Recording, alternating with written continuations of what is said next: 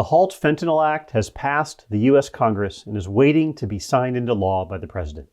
It's needed because there are thousands of molecular variations of fentanyl called analogs, many of which were not scheduled as controlled substances.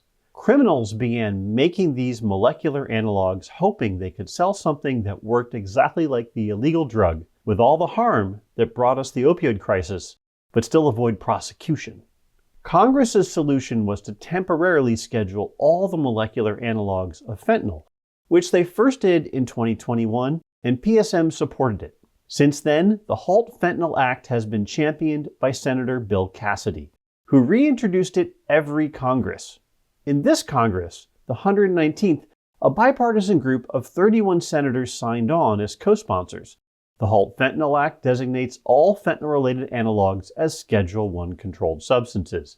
That means they are illegal because they have a high potential for abuse and no accepted medical use. For years, authorities have had to schedule fentanyl analogs one at a time, which allowed criminals to stay one step ahead by tweaking the molecules to create new versions of fentanyl that aren't yet illegal. But with this bill, this game of analog whack-a-mole is over.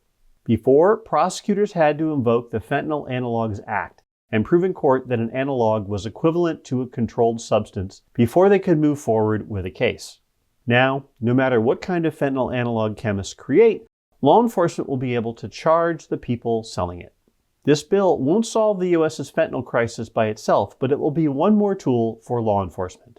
And that's important in the current environment where, according to the U.S. Sentencing Commission, criminal cases involving fentanyl analogs are on the rise, up 185% since fiscal year 2020.